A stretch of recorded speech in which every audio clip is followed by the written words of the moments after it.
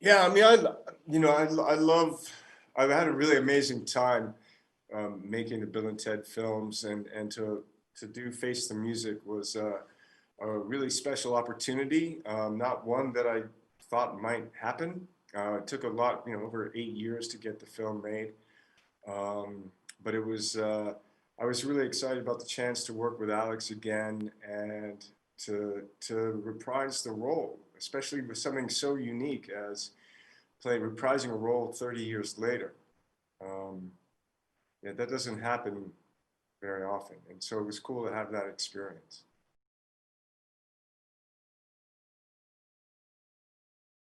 No, because the way getting this film made went, we didn't really know we were going to make it until very close to when we actually started making it. So I think both of us were feeling, we'd made it clear that we were interested in doing it, and we just went on about our lives and didn't really even expect to be in production, almost right up until when we started. So the prep work began when we knew we were making the film, but up until then, we were just like, hey, we think this thing's cool, but let us know when you're ready to go.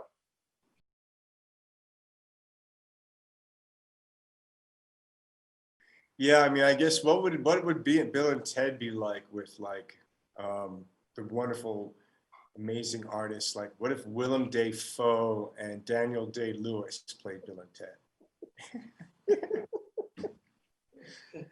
I think we've got a sequel idea. Now, that's a reboot I would watch. I would watch that reboot. I would.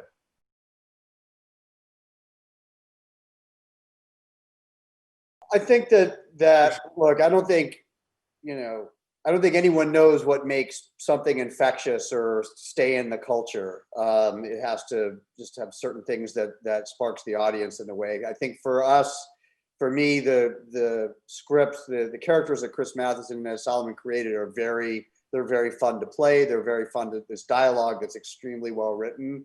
That's very fun to say. They're very physical.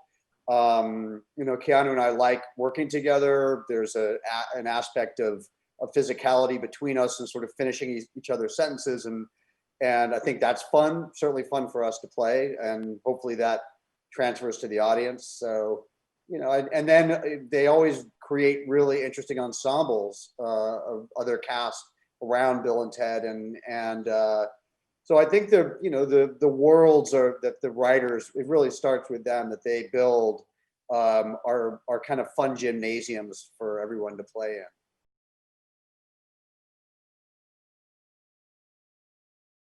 No. I mean, I think, oh gosh, a favorite line. Um, just so chuffed. I mean, it was funny when Bill and Ted had English accents for a second. Yeah. And what was your line out of that one scene? I thought Dave Grohl was coming back this week. I told you. I told you he was coming back this week. Yeah, Dave Grohl. Yeah. Dave Grohl makes an appearance, and I don't know. I just thought that. I mean. Yeah, it was actually fun for us to actually, and I don't know when this is coming out because it's a bit of a spoiler, but it was fun for us to actually say, Dave Grohl! The words Dave Grohl are funny, and they're particularly funny in the mouths of Bill and Ted. And we were cracking ourselves up, literally just saying, Dave Grohl! We walked around the set all day going, Dave Grohl! It's awesome.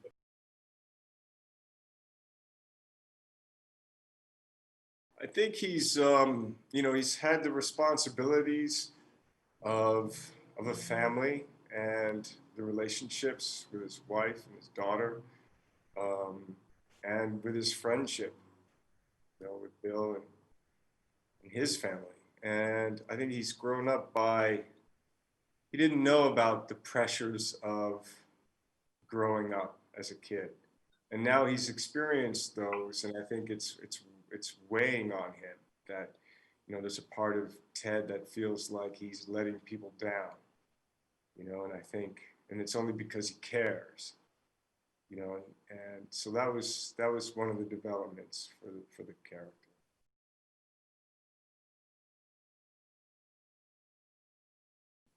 I think that there's a kind of a clinging to the dream that we were going to fulfill this very specific destiny, even though all evidence is pointing to the contrary at the point that you meet us. There's a kind of eternal optimism that Bill and Ted have, and especially Bill has, that it's just going to work itself out. It's just going to happen because Rufus told us it would happen, and because we've been invested all this time in fulfilling this destiny. So that's an aspect of the character that's not stunted, but is still kind of caught up in the past in that way. That was really fun to play from a comic standpoint.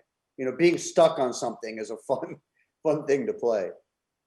But I mean, I guess that's one of the favorite lines too, is when Ted, because they go to family therapy, couples therapy, when Ted says to Bill, "But isn't that the problem?" And then Bill says, "Yeah, but it's also the solution." That might be my favorite exchange.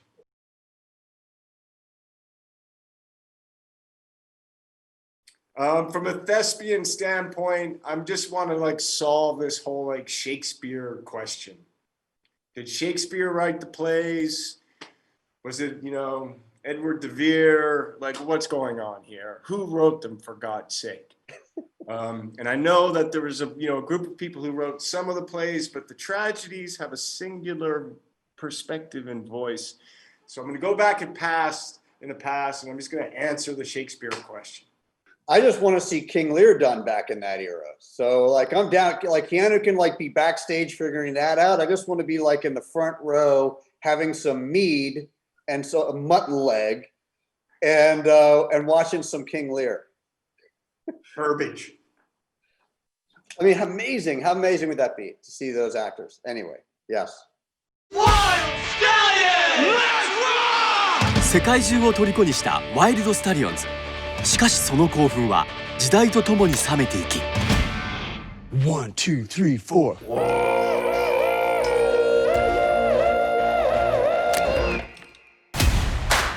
すっかり落ちぶれた2人組ビルとテッド Hey Dad, good luck on the song. Why we gotta keep working? そんな2人の前に Greetings. 未来からの使者が現れた Whoa! Bill and Ted, Yeah. we need to hear the song. In 77 minutes, we'll save reality as we know it. They totally hate us. Bill, my friend. Yes, Ted, my friend. Dads are totally in trouble. Show us how to use the booth. 時空を超えて史上最強のバンドを結成せよ Mozart! We're gonna go talk to Death. What's that? 果たして彼らは世界の危機を救えるのか No, no, no, no, no, no. In 7 minutes, 合言葉は be excellent to each other. Party on. Let's rock! ビルとテッドの時空旅行音楽で世界を救え Let's go say hello to ourselves.